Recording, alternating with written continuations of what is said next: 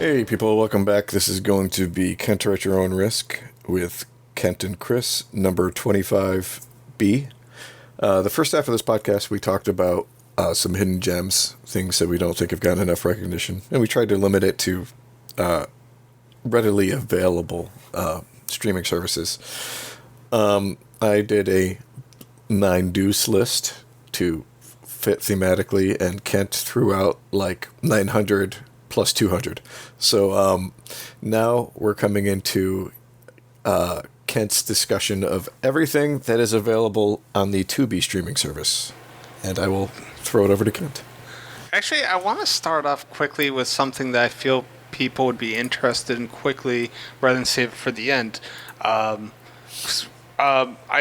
recently saw both the new Candyman film and... All right, I was going to ask you about these. Yeah. All right, yeah, let's kick it off with that quickly. So you haven't seen either of them yet? I have not, no. I will say this. I feel that the criticisms about Candyman are probably predominantly from white people. And I don't think... I feel this is the least of the pounding away at your head over a racial injustice message, I guess. Like, I don't think it's any worse than the original Candyman as far as the message goes, because I feel that the message is... I feel the message pretty much similar. So I didn't really... I don't get why there was complaints about that, quite frankly, if I'm being honest. Like, the thing that I didn't care for was it takes a long time to get interesting. They spend so much time on, like, art gallery bullshit. Like, the first half hour of the film is boring as hell, to be perfectly honest. So I think if you're bored and then, you know, they talk about something that you're not interested in, you can react negatively and maybe you keep the negative perception in your head rather than giving it the rest of the film a chance. And it's a rare horror film that progressively keeps getting better, I think, as it goes along. So I'm going to still say I recommend it. It's not as great as the original Candyman, but Coleman Domingo is fantastic. I wish he would have been able to be used more, but there really wasn't much room to use him any more than what they did. And the main guy was really good. Like, the acting itself was quite good for all the main characters, I would say. Okay. So to anybody that's kind of put off, like, if you didn't mind the original Candyman and the message, I don't really see how you would be that pissed off now watching it, despite what we kind of are dealing with in this country. Like, I don't think it's much different. That's best I can say. So, give it a shot when you can. Okay. On the other hand, the Forever Purge is 90-some minutes, and I'll sum it up with: angry white Americans want to get rid of all Mexicans and immigrants via purge. There, I just saved you 90 minutes. It's just a one-trick pony, and it's not a good trick. I don't know if the dude who makes the purge is of Hispanic descent. I don't know, but like, whoever wrote it was clearly sick of hearing people being so pissed off and made a movie about it. And there's like a scene early on where alright, so after the purge ends, white people just completely go nanners and are like, no, we're going to keep the purge going on forever. Okay, great. So like, you get like these quote unquote bad guys or like early, it's not even halfway point, like early on, and you kind of expect to see them later on, but you never do. And I sat there and I wondered if they could have told it a little differently because it was a little misleading. But yeah, it's kind of dumb. I don't recommend Forever Purge. Okay. If you really like Purge movies, then watch it just for the sake of watching it. It's no different than if Friday the 13th Part 17 came out. I'm going to watch it. I don't care how dumb it is. I'm just going to watch it. So, watch it at your own risk. So, Gotcha. those are the only two newish movies that I have seen, but I thought they were both pertinent to the conversation. Okay, Tubi TV. Let me tell you something. I feel that there's, I spent over an hour just scrolling through horror movies and, writing down decent ones or things I've seen or wanted to see, and I made it 60% down the list. The list is ridiculous. So I have no interest in going through the whole list, by no means. But I do want to say to people that don't want to pay for Netflix or Hulu or whatever, get Tubi TV. You got to watch a few ads every 15 minutes, or if you're watching a sitcom, it changes via movie or TV show, I think. With that being said, I was impressed to see Scary Stories to Tell in the Dark. That's a relatively new movie. Oh, yeah. One of the things I like about Tubi too is for example, they've had the new Transformers anime, and I say anime because it's not like the traditional American animation on Netflix, the 3-season one, War for Cybertron. So I watched that as it was coming out, and then I heard a lot of people saying, "Oh, Prime is really good." So I went back, and Netflix had season 1 of Transformers Prime, but they didn't have seasons 2 or season 3, which Tubi TV has. There you go. Yep. Last podcast we talked about Dark Shadows, and I said I didn't know where to find it. They have all of them, apparently. There you go. I was like, holy shit, so I had to send that to Eric. I found an anime that he showed me when we were in our late teens called Wicked City, and that's on Prime. Yeah. Did you watch the live action one? I didn't know there was a live action one. There was. Let me just say that the woman with the spider vagina. Yeah. Was it everything you'd hoped for live? I don't know about that. Fair enough. God, that movie was pretty...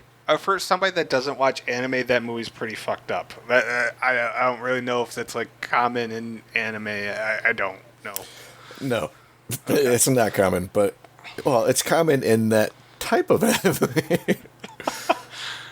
I mean, good on Eric for deciding that's a movie to show Kat. I mean, at least he kind of gets my taste.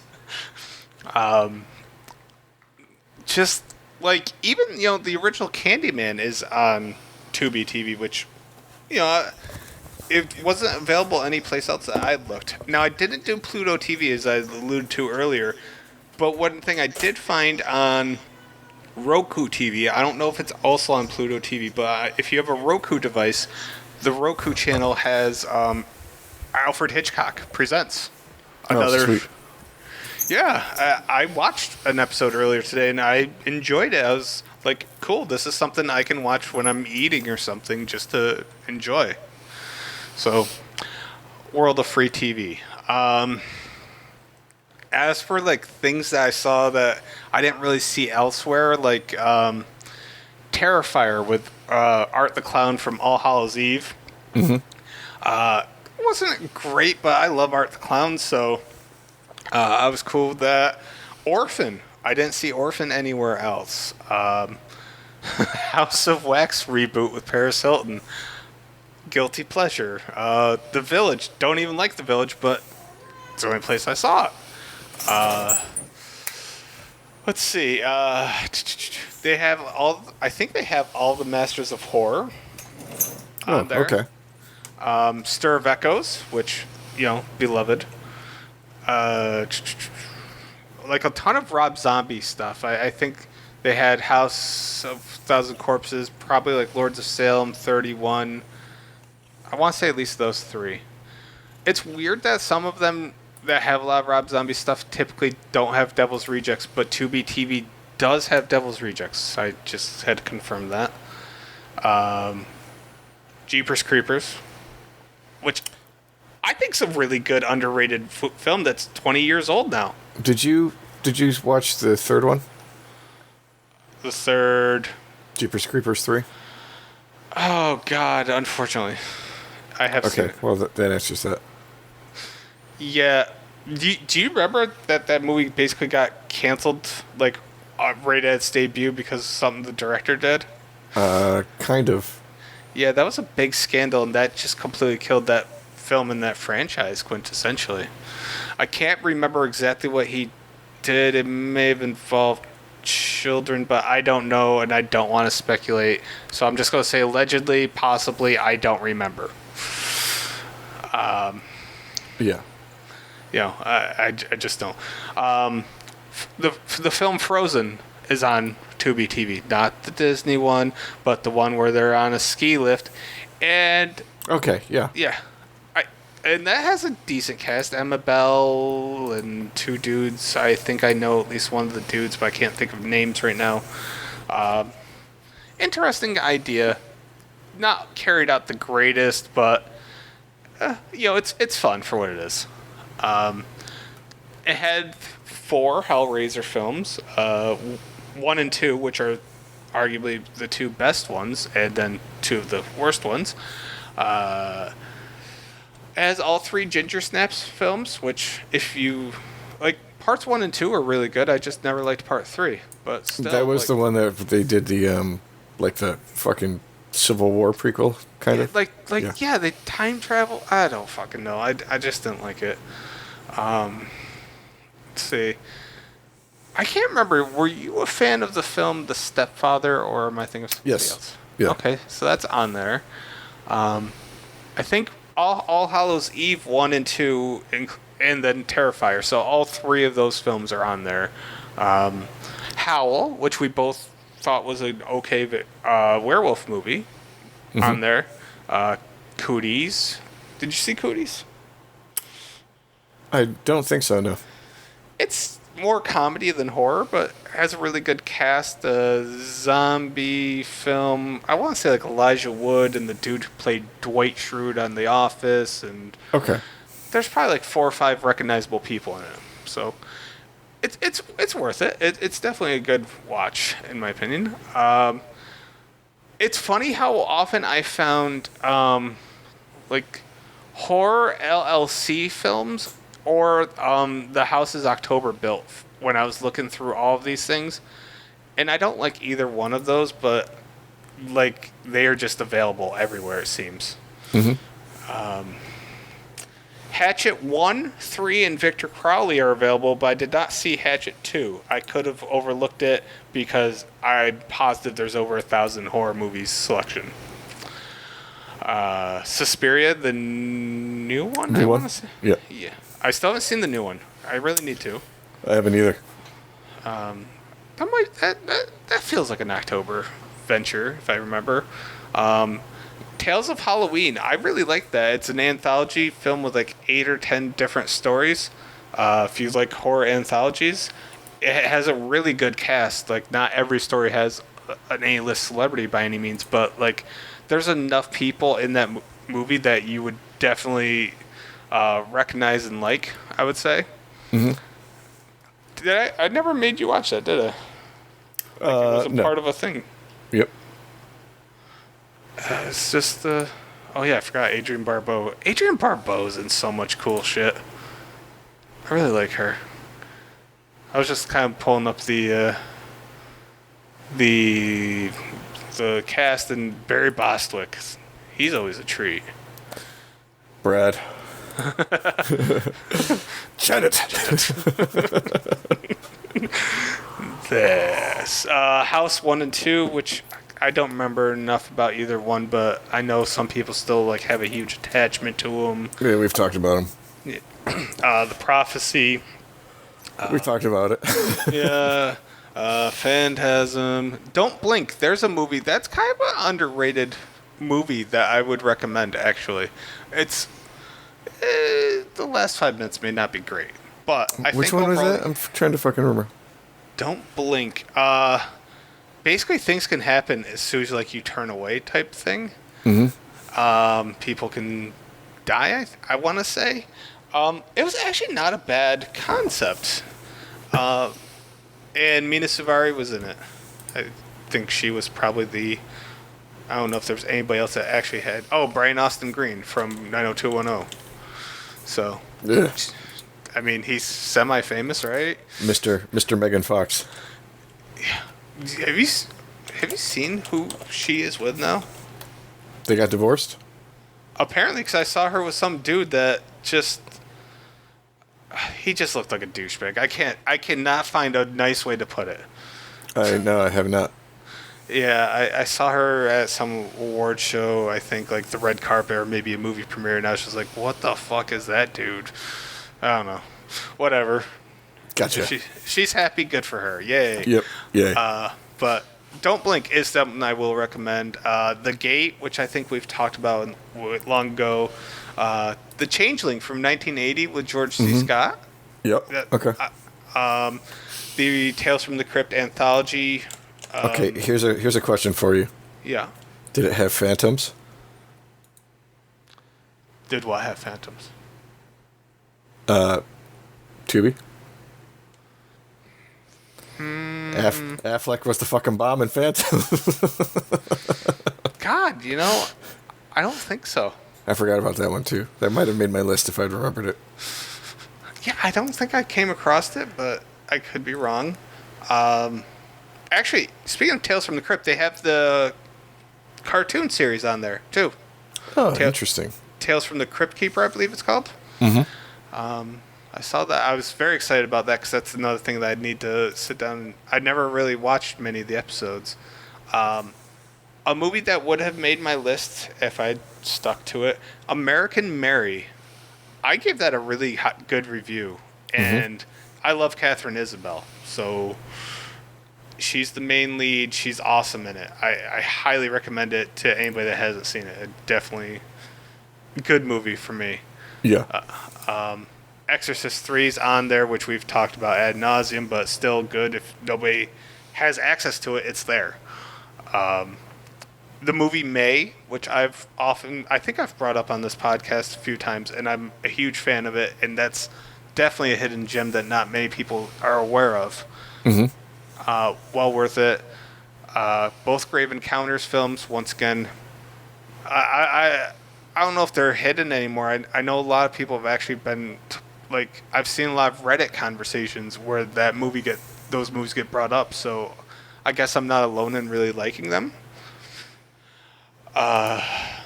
Eden Lake. I feel like that's a movie you may have seen. Eden Lake. With Michael Fassbender. I have not seen it, no. I don't know if you're going to like it or not. It's one of the few times I sit here and I'm torn on whether you'd like it or not. I liked a good chunk of it, but it just got stupid for me, like the last third. Kids terrorizing two adults. So, kind of like the French film Ills, which is where the film The Strangers came from. Just sometimes I have a hard time with kids having this much control. So then they have to make the adult do something incredibly stupid to kind of compensate. Yeah. So I don't know, it got a 6.8 on IMDb, and a lot of people seem to like it. So I wanted to put that there. The Final, I really enjoyed it. Kids that were picked on in high school take their revenge in a brutal way. I like it. Pay the Ghost, starring Nick Cage. And I want to say the lady that played Laurie in Walking Dead, Sarah Wayne Gailey's, I think. I don't know, if you want to deal with Nick Cage and Ghost, you could do a lot worse. Yes. Actually, I think Frailty I saw on this list as well. I think most of the Cube movies made some of these lists. Housebound is... Did you ever see the film The Boy? Yes. Okay, so... I also saw Housebound. Okay. Which did you prefer? Housebound. Me too. Okay. Yeah, that was the one that you had me watch. Okay. I think maybe it wasn't maybe that was one of the ones we did for the blog before we started the... Yeah, I always thought Housebound was the better version of that story, so to speak. Yeah. Troll Hunter, which, I looked at my review and I gave Troll Hunter a 3.5 and I said I would never watch it again. And I think I've seen it 3 or 4 times. So I'm an idiot. Did you revise your opinion? No, I need to. I think this year I'm going to rewatch it and then I can edit it. And I really liked it.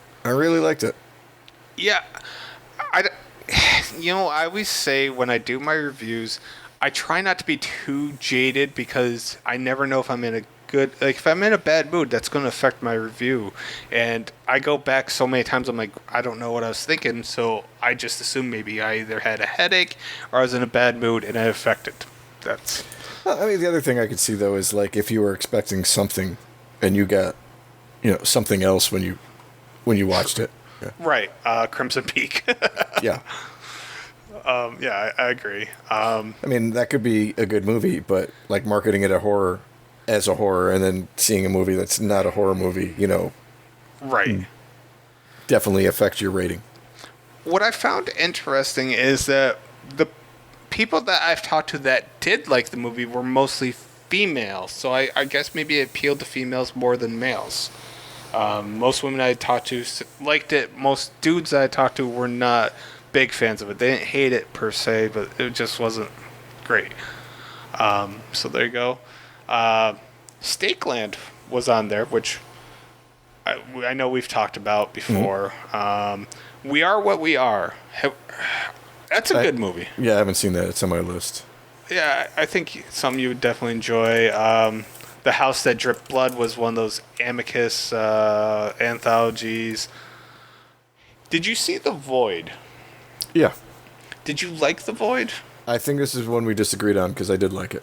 Yes, okay. Yeah. Then that makes sense. The original Black Christmas, which I gotta watch the newest version. I don't know if you have to. Oh, no. I think I need to drink heavily and take a few shots and then watch it and unleash all my anger at it. All right. Good luck. I feel that the newest Black Christmas may get a 2 or lower. That's where I don't give much below 2, hardly at all. So I'm just aiming really low. Gotcha. Sleepaway Camp, the original. I couldn't find Sleepaway Camp 2 or 3 or Return to Sleepaway Camp, which whatever. 2 and 3 are my favorite, and I didn't find them for free anywhere, sadly. But the first one has an infamous scene that if people are unaware of it, I don't want to give it away, but it's worth it. Right? Like, it's worth it. I don't know if it's worth it. It was definitely unique. Can't I just say that's worth it? People watch it and get really pissed off at me. Oh man, maybe they won't get pissed off. It's a little different, world now than it was when that was originally produced. Oh my God, times have changed so much that yeah, just it's a different, definitely different. A movie that I remember probably about 5 to 10 years ago that I saw on a lot of popular horror lists was Goodnight Mommy. Is that something you've ever seen? Was that the Swedish one? It could be. I've never seen it. Goodnight Mommy. It has a red cover. It's definitely European. I'm almost positive of that. Yeah. Okay. Yes. I remember seeing the trailer. And it looked fucking good, but I've never seen it. Yeah, it has a 6.7. It's another October movie for me. Because there's some movies that I've just been avoiding, or I get so much through October and I'm like, I gotta hit these certain things, so I just say, oh, next year I'll get to it, and then I don't. Mm-hmm. And here we are.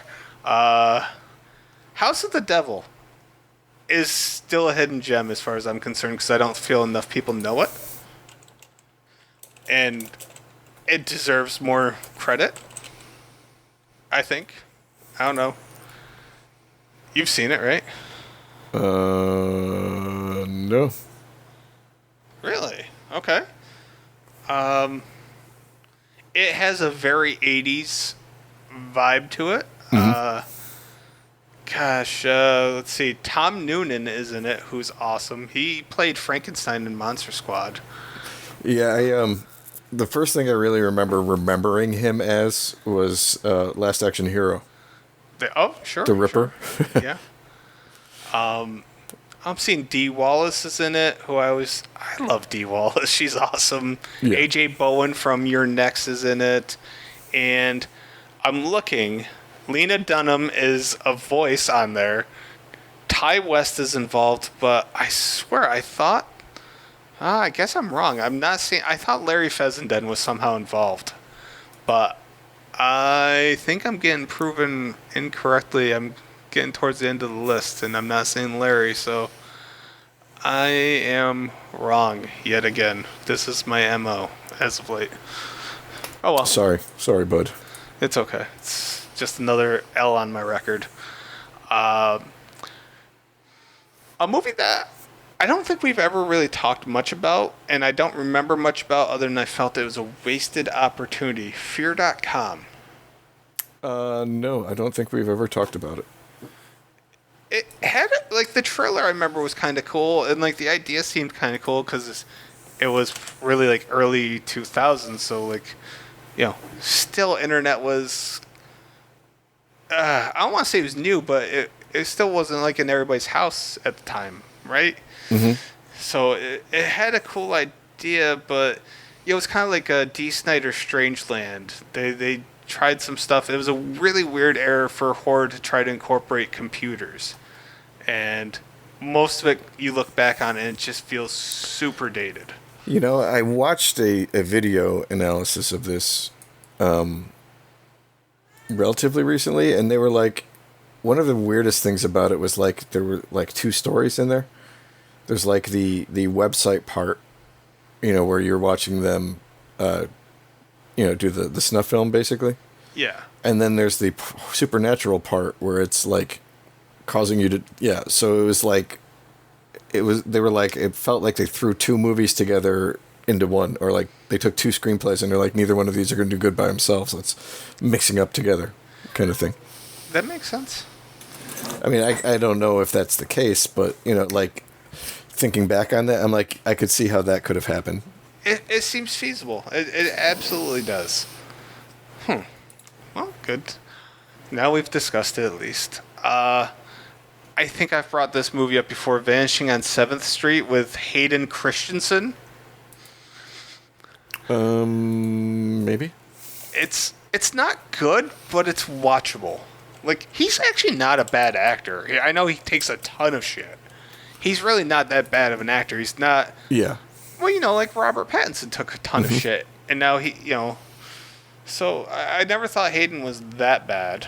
I saw Split Second on there, which is a film we've discussed on here. I love that movie, yeah.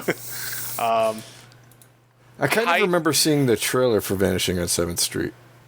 It wasn't bad. It also has, I think it has John Leguizamo or Luis Guzman. It has one of those two guys. John Leguizamo. Okay. Yeah, because I like Luis Guzman. I don't like Leguizamo usually. So that's my lesson in life. Okay. High Tension, I think you've seen. I have not seen. I've wanted to see it, but I've never seen it. I'd like to get your opinion on it because I've seen it a few times, and sometimes I like it, and sometimes I don't. Well, have you read Dean Koontz? No, never have. I think, like, the first 75% of that movie is basically Intensity. Okay. By Dean Koontz. And then the ending is completely different. Okay. Because like, it was one that I was really interested in seeing when it came out, but finding it back then was fucking hard. And then, so, you know, I read, you know, reviews and, you know, spoilers. So I know, you know, what happens. But, sure. Yeah. Also, it's on my Vudu in case you need to watch it. Apparently, Gotcha. It's funny how many movies I say I don't like, and yet I still have them on Vudu. You still buy them? Yeah, I used to buy a lot of DVDs before I'd seen them, and now I'm like, no. Now I will screen my library before I buy it. Yeah, I I fully agree, and yeah, you know what? As much as I just made fun of the Forever Purge, I own the first 4. As soon as that one drops to $5, I'm still gonna buy it like an idiot, Yeah. just because. So, all right. So I told you I was gonna make you laugh a few times.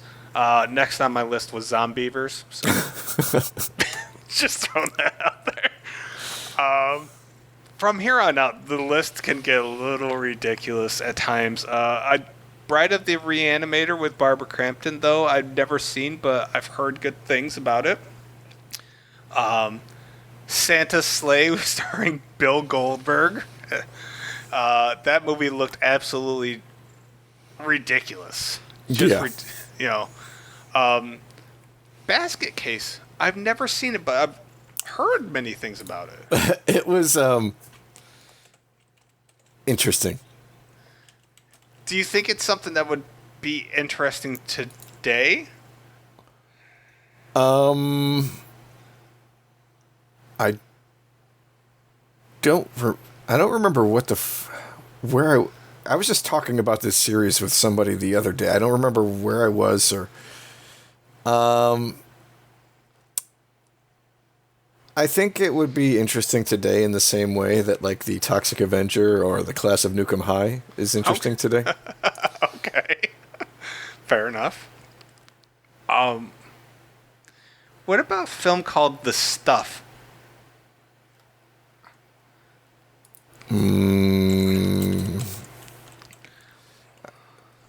You know what? I was you know what it was? I was reading about Hidden Gems, and I saw this one pop up on there. I've never seen it, but...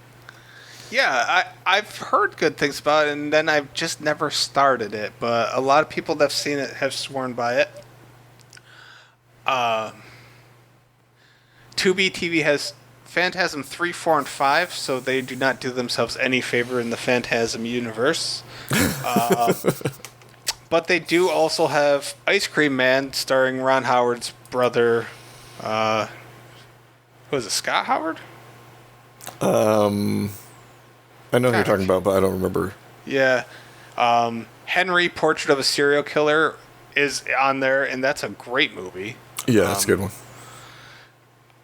They look like people. I was surprised to find on there. I'm not going to recommend it. I would say read the synopsis, and you may like it. You may feel like you've wasted your time. So I'm not recommending it. Just, it's there. I saw Waxwork 1 and 2 in a lot of places, and those movies were kind of hit or miss. I like the first one as a pretty decent horror movie. The second one definitely kind of like tried to tap into like Evil Dead 2 vein. It sure did. Let's see. Slumber Party Massacre 1 and 2.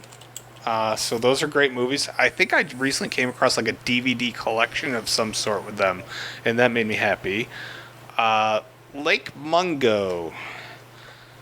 God damn it. Have I seen Lake Mungo? Have you seen Lake Mungo? We just talked about Lake Mungo in the last podcast like an hour ago. What else am I thinking of? There's like 2 lake movies. And I'm not even thinking of Eden Lake. Maybe I'll come across it later. I may have written it down, or maybe I just wrote down Lake Mungo twice. My bad. All right, here's another comedy bit. There's apparently a parody of Saw called Slaw. Really? I'm not shitting you, man. I saw that and I was like, oh man. So that's on there.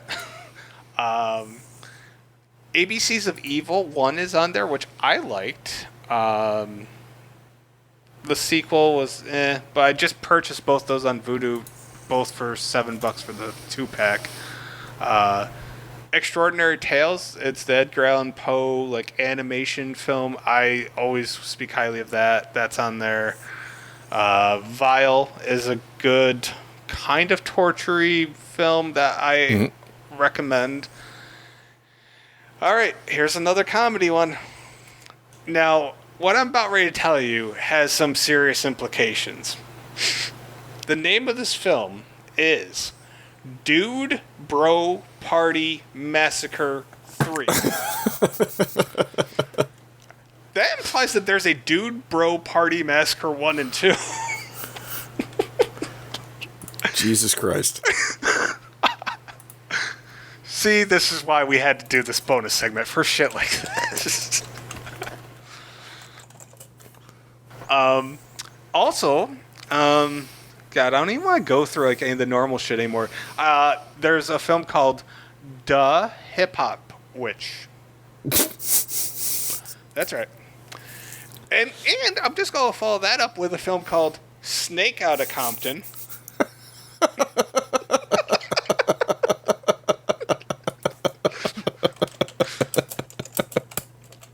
Like, this shit really freaking exists, man. Yeah, it does. And I even saw like The snake and eye on the poster. yes.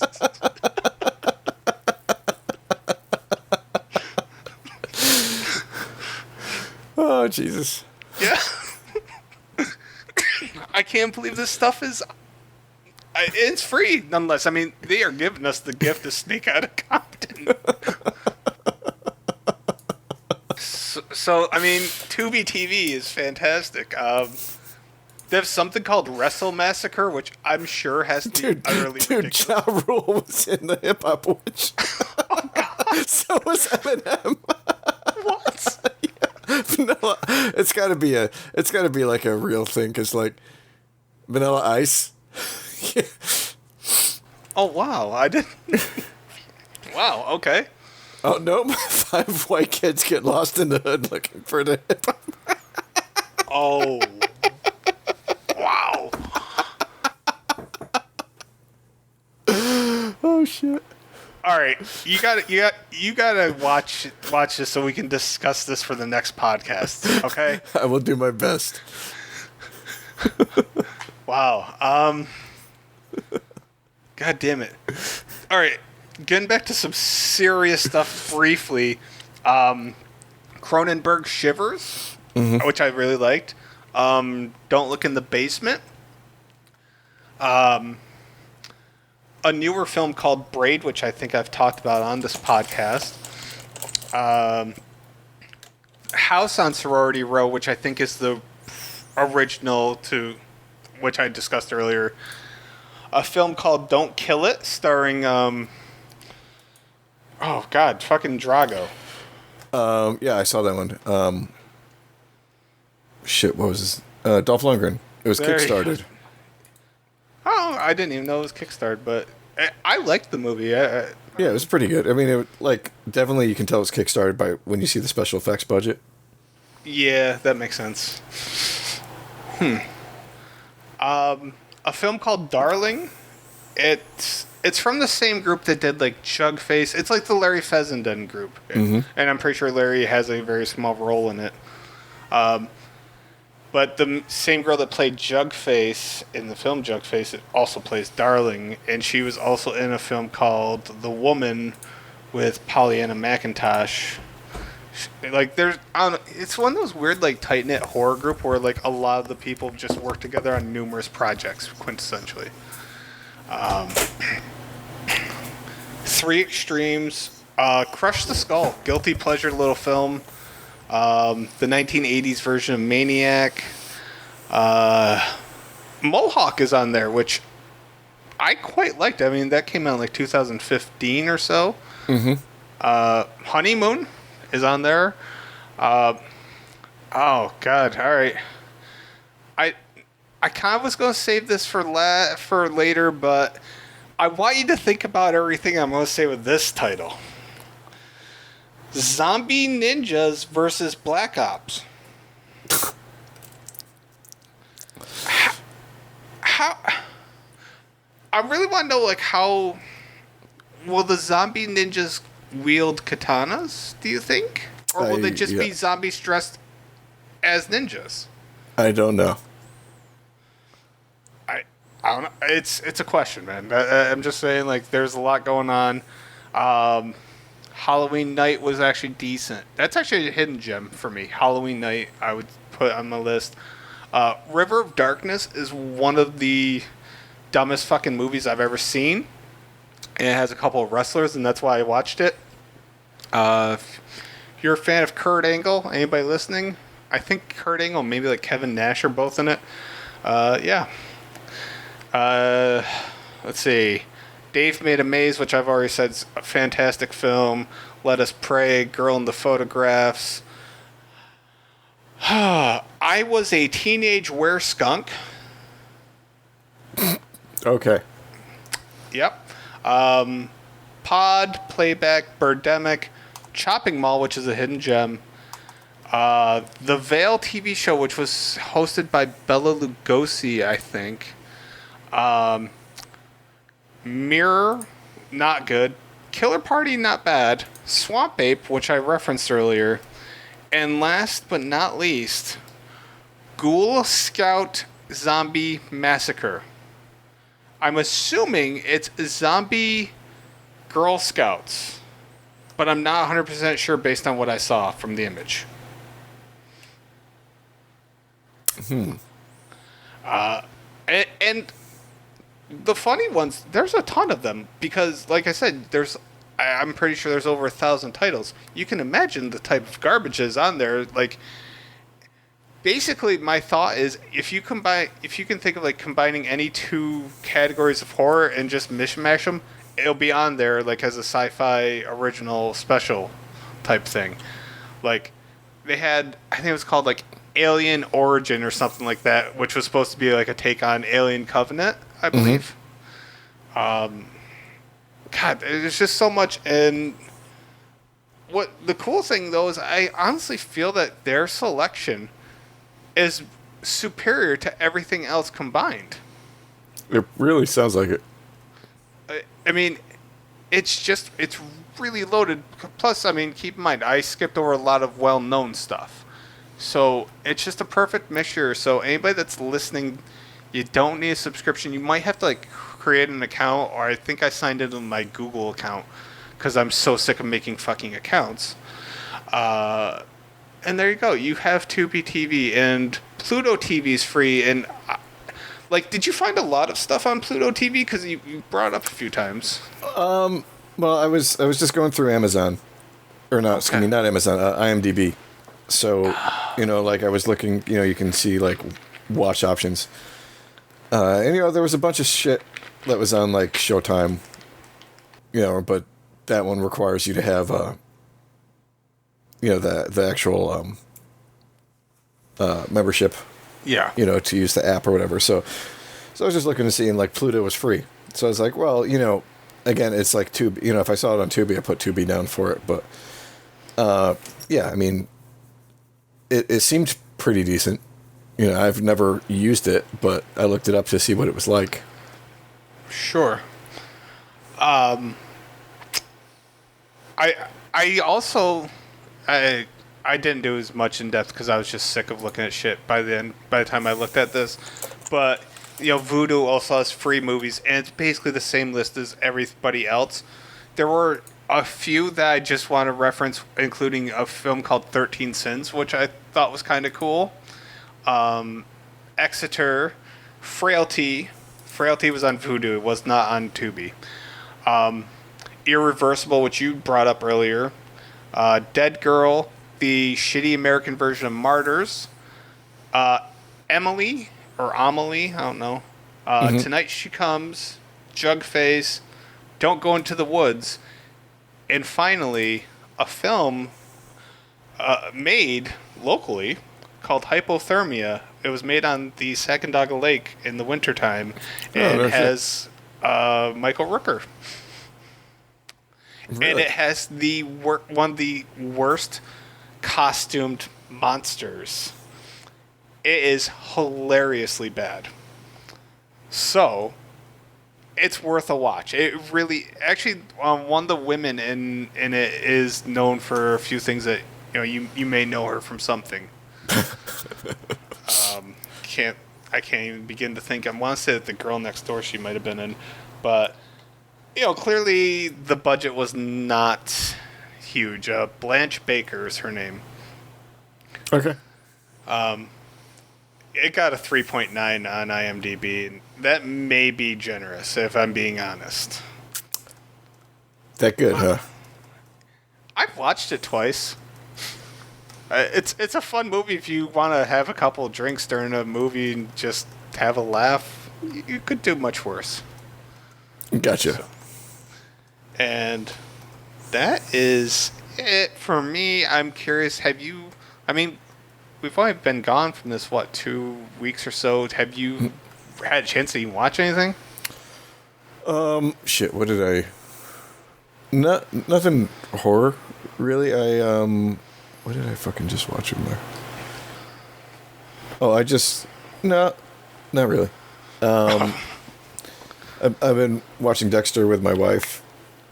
Like, she's watching it for the first time. I'm rewatching it, but I wanted to catch up on it before the new season came out in November. Yeah. The last season of Lucifer just dropped, so we watched the first episode, and she's like, yeah, go ahead and finish it. So I have that to watch. I've been keeping up with Archer. I love that animated show. And Doom Patrol comes out, the new season, this week. So That's on HBO, right? Yep. Yeah, I love that. That is a fucking crazy-ass fucking TV show. Right up my fucking alley. Yeah, I think you told me about it probably right on this podcast at one point. I wouldn't be surprised. I tend to forget things too, so... Yeah, it seems like something, if I remember correctly, it sounded like something I would enjoy. I've just been exploring the shit out of Shudder, man. There's a dude named the Beard Hunter. Oh. And if he eats a piece of your beard, not only can he track you anywhere in the universe, but he gets your powers. I mean, that's the kind of show it is. Okay, I can get behind that. I mean, so he cannot take my powers. You would be safe. Haha. Feeling good about that.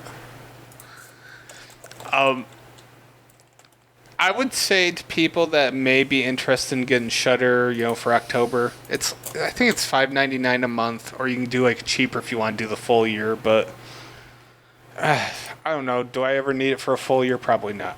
But Amazon has it for $5.99, and Shudder itself has it.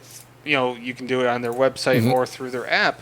The thing is, if you just get the stuff, if you get it normal, not through Amazon, you get so much extra content. So I just wanted to let everybody know, if you're thinking about getting Shudder, do not get it through Amazon.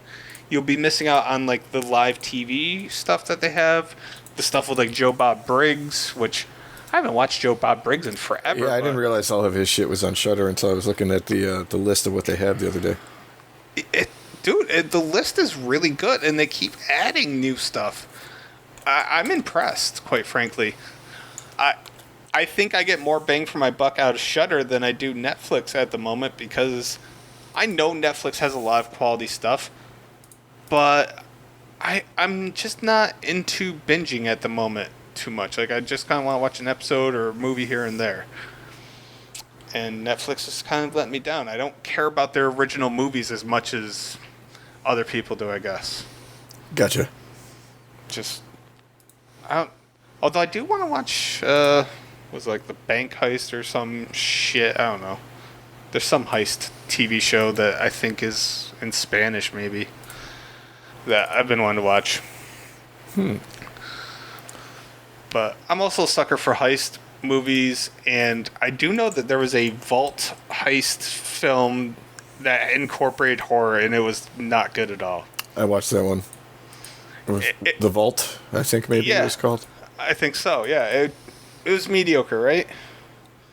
It was the one with James Franco. Yeah, you're right. Yeah, the trailer had all the best scenes. Right. And that's such a huge mistake. I know you want to get people to watch. You can't give away everything in the trailer. Let's put it like this. If everything that's good about your movie is in 2.5 minutes... Yeah. Yeah. That's just a bad time, man. I'm trying to think what else. Is there anything really big coming out this year in October for horror films that you know of? Oh, did you see *Malignant* yet? On HBO, right? Yeah. No, but I'm curious what the hell it is. Do you know anything? Yes, I've had it spoiled for me. It sounds interesting. I think it's something that would fit up your alley. Okay. I'm looking at the cast. Is there anybody famous that I know? I don't think so. No, it doesn't look like anybody famous, which I don't know. I often consider that a good thing. Yeah. But I mean, it's made by James Wan, so. Oh. Well, that's all you had to say.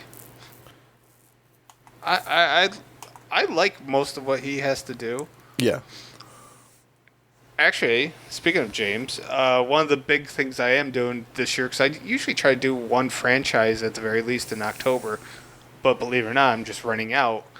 I'm going to do the whole Conjuring universe this year. Interesting. Did you see the new one?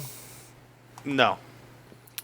I'd be interested to hear what your idea, your thoughts are on that one when you get done. Did they bring it back to HBO yet, or is it still like in that I don't know. It's weird. Like HBO has. Yeah, they do it for a month and then they have it for like 3 or 4 months, something like without it. I don't think it's back yet because I think it was out in July. Okay, so maybe it'll be back like late October. Late October or November, somewhere around there. Yeah, out of all of them, the one I'm most worried about is The Nun because I've not heard very good things about The Nun. I would say probably The Curse of La Llorona is worse than The Nun, but that's just my opinion. Fair enough. And I don't ever consider that part of the... I just don't... I forget about its existence. Yeah. Because, I don't know, like, marketing didn't really seem to attach it to the Conjuring universe, did it? Not really. And then... But what's his name? The Spanish, priest? I forgot.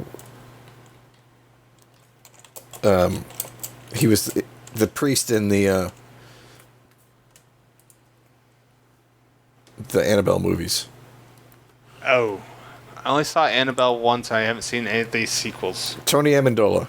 Okay. Oh. Like, I guarantee you'd recognize him once you see him. Okay. He's the one who recommends her speak to, like, the...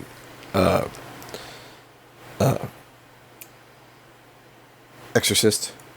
Because I don't think he's an actual exorcist in that one. So I mean that's basically like the fucking link, between the films. But yeah, it's in the Conjuring universe, and it was just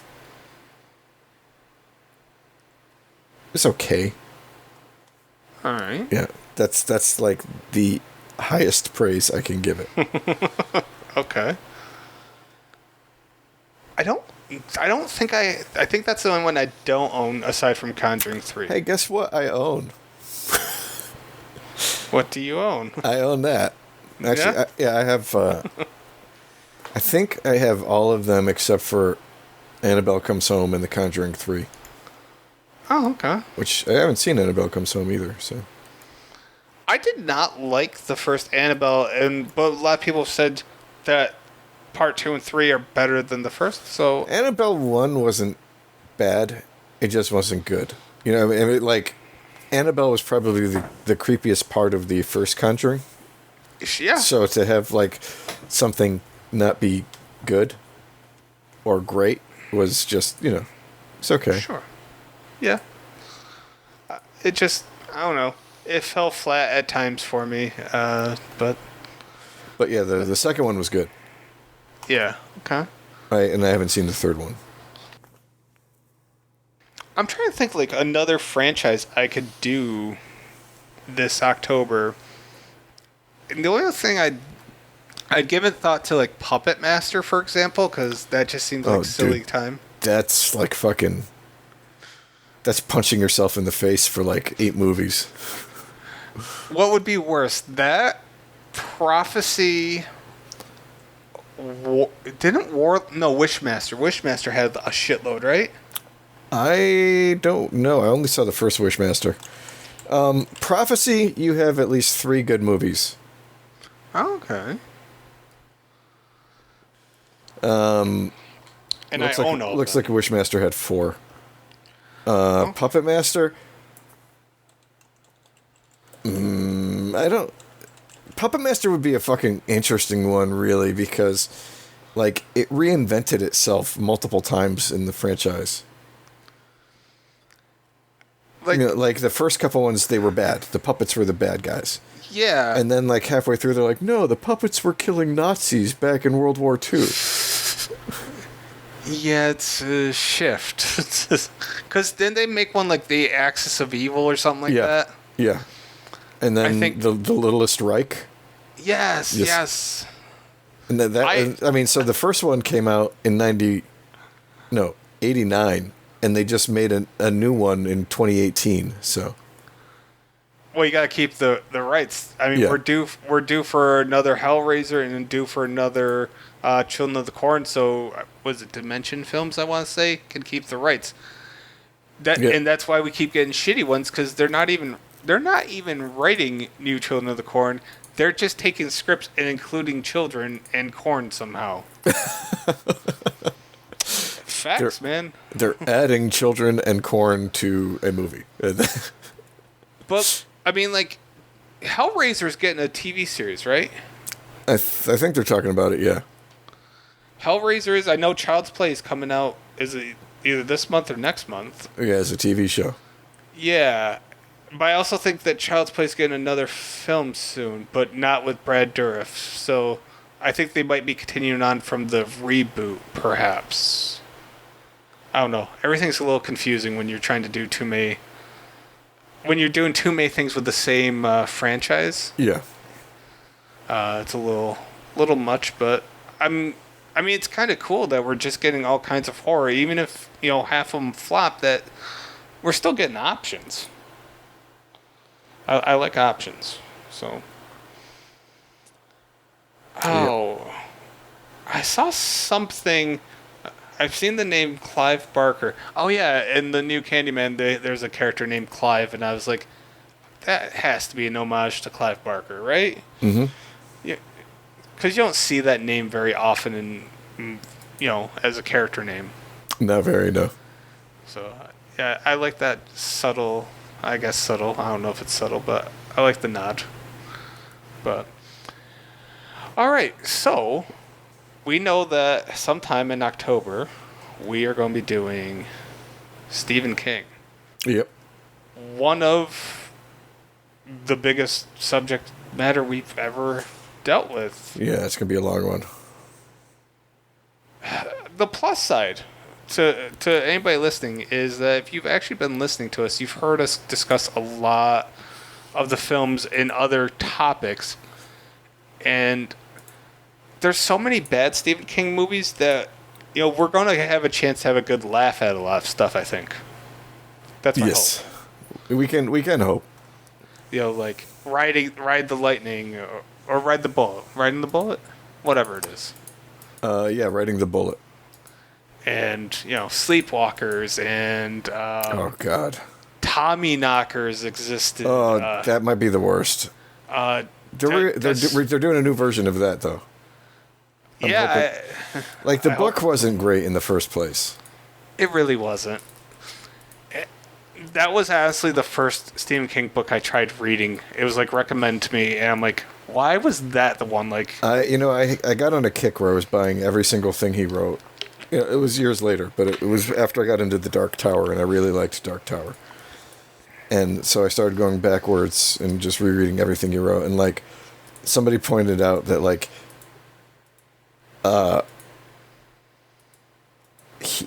at the time that he wrote it was his longest book, and it was one of his best. And he followed it up with The Tommy Knockers, which was even longer than one of his worst. Wait, I thought The Stand was his longest. Yes, but I think The Stand was written after those two. Really? Yeah. Oh, okay. Shit, I didn't know that. Did you know Stephen King turned, well, now we're technically the next day, but Stephen King turned 74 when we started this podcast today. Interesting. Well, I hope you had a happy birthday, Stephen King. Because you're definitely listening, obviously. That would be awesome if he tweeted us. I'm not gonna lie. Dude, I would lose I'd be my so shit. happy. I would shit my pants. That would... I don't know if I could have anything that I could top as a brag. That would be my brag. Yeah. You know?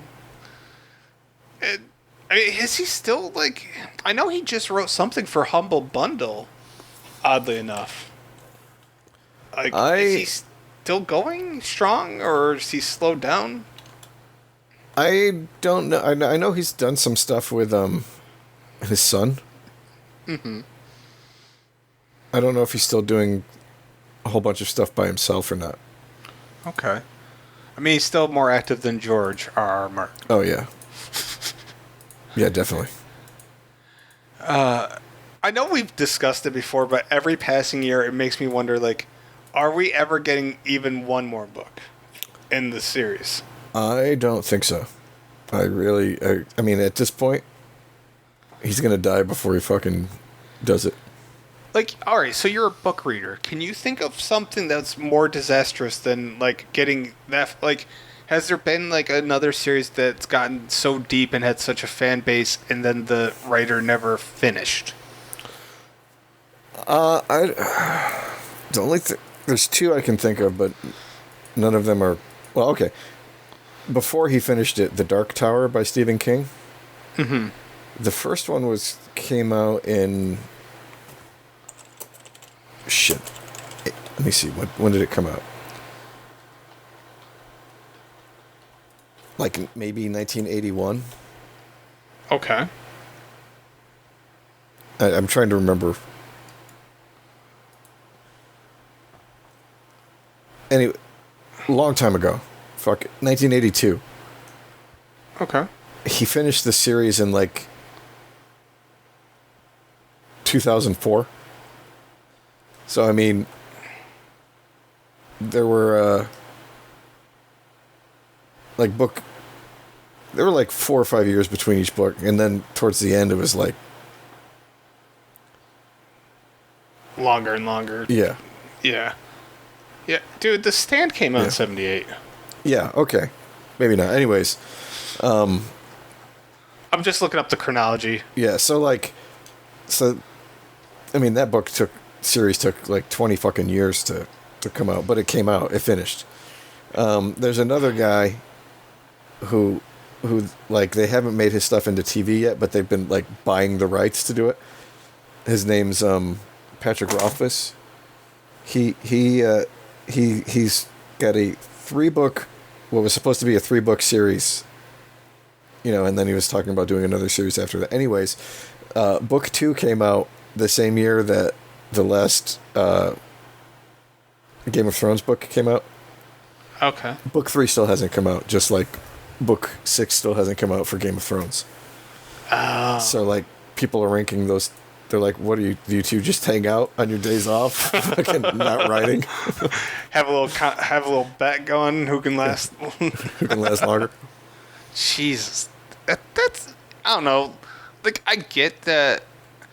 I understand writer's block, but I also feel that if you know you're gonna write like this big book series, before you even start, you have a roadmap that you're following, quintessentially. So has George, do you think with the success and maybe the unpopularity of the finale, do you think that's really changed how he wants to, like, do you think it's changed his roadmap? Well, I mean, he was in a situation where no matter what he wrote wasn't going to be anything like what we got, just because, like, I was talking to a blogger I follow, and I was like, do you see there's any way that you could reconcile like the ending that we got in the TV show with the ending that we would get in the books? And like I just don't think there would be a way, because of like the characters who are dead, the characters who are alive, like okay, so basically it would have been somewhere around season 5. Okay. Where they cut it off. maybe season 4 and season 5 stuff. So think about this. Like, she had just met Tyrion, but he wasn't her hand. He was still a slave. Jorah was still a slave. Barristan Selmy was still alive. The guy that she married didn't get killed by the Harpies. He was the Harpy. That's still an interesting idea too. The Dorne people had sent a Dornish prince to woo her, and if she didn't marry him, he was supposed to steal a dragon, so he got murdered. Well, he tried to steal the dragon, and the dragon ate him. So so then I'm like, well, does Dorne still want to ally with her, like they did in the show, where they were the only people who allied with her? Yeah. So she took off. Barristan Selmy kills her husband, and like 2 gladiators in single combat, and the dude's like in his 70s. So I'm like, there's no way he's going out like a punk bitch. Nope, he goes out like a punk bitch in the series. Right. So he's still her hand. So like that shit's all different. Mance Rayder is still alive. And I like him a lot. And he is sent by Jon to save who they think is Sansa, married to Ramsay. But Sansa never gets to Ramsay, so she has no reason to hate him or to, hate Littlefinger for selling her to him. Is Ramsay still the same cynical dickhead douchebag? Yeah. Okay. Yeah, like when Theon / Reek saves the girl, it's not Sansa he's saving, it's Jane Poole, who was her maid. Okay. Yeah, so Stannis still takes off, and we don't know what happens with him. But, so just, like, all of little things like that, like the whole fact that Lady Stoneheart exists. Like, how do you reconcile that shit? That, honestly, and the weird thing is I did not like her character in the TV show, but, like, the idea of this Lady Stoneheart character is actually one of the big reasons that I wanted to start reading it. I don't know why. Yeah. It intrigued me. I mean, and we've seen one of the others, the White Walk, but the Night King is something that they completely fucking made up for the show. Like, he could exist in the books, but we've never fucking seen him or heard him or had him named or any of that shit. Oh, okay. Huh. Yeah, like the only one you've actually seen is the one that Sam kills. Here's the sad truth. I'm going to actually read all the books before he releases the next one. That's the sad measuring stick right now. As long as you ever read them, you probably will succeed. I definitely started and then got distracted, and I think that's going to be something for probably like post-Christmas time. And I have a feeling he would bring up a lot of, like, the shit that people ask, like, where did the fucking wolves go? Why did they all just fucking... I mean, some of them were obviously killed, but the other ones just fucking disappeared? Yeah. Yeah, because I remember we often wondered if there was a connection, like if the one wolf was going to come back, right? Yeah, Arya's. All right, yeah. Yeah, you see him in the book for a minute, but, who knows? Who the fuck knows? Right. Yeah. He's busy developing all sorts of shit for TV. I think he just wants to make as much, hey, if you're out of ideas, you're out of ideas. At least fans got an ending, even if it wasn't the one that they wanted. Yeah. They got an ending before COVID hit. I don't want to keep bringing up Walking Dead, but that's the biggest thing that Game of Thrones has, is that they at least got an ending of some sorts with a lot of people. Walking Dead's never going to get the proper ending. It just never will. You can't end it properly anymore. So, like, I don't want to say it's 11 years down the drain, but it kind of feels that way in some ways. It's not like an episodic show, like, even like The Office, where, like, they at least wrapped up. They brought Michael back at the end. Okay, cool. There's just there's no way to really do it right. So at least Game of Thrones got to do something, no matter how right or wrong it was. So, okay, well, I'm feeling good about where we're at here. All right, guys, I guess that is going to wrap it up for our take on Hidden Gems or Kent's fucking buried treasure. Yeah. I just want people to know that these films exist rather than everything that just hits the theater, because I think you agree with me. Like, the shit that hits the theater is rarely the best stuff of the year in the horror genre. You know, horror genre is just different. You know, the best action movie probably hits the theater. You know what I mean? But Halloween's coming out this year. That's Halloween Kills. Yeah. But yeah, I think horror is the genre where it just goes. Some of the best stuff goes unrecognized. So I'm hoping that somebody watches Honeymoon and somebody watches We Are Still Here, or watches May, or anything, or Bro Party Massacre, or whatever the fuck it was, or Snake Out of Compton, or the Hip Hop Witch. I don't give a fuck, man. The Hip Hop Witch. The Hip Hop Witch. I might watch that tonight when I eat dinner. But anyways, I hope you guys enjoyed. All right, guys. Peace out.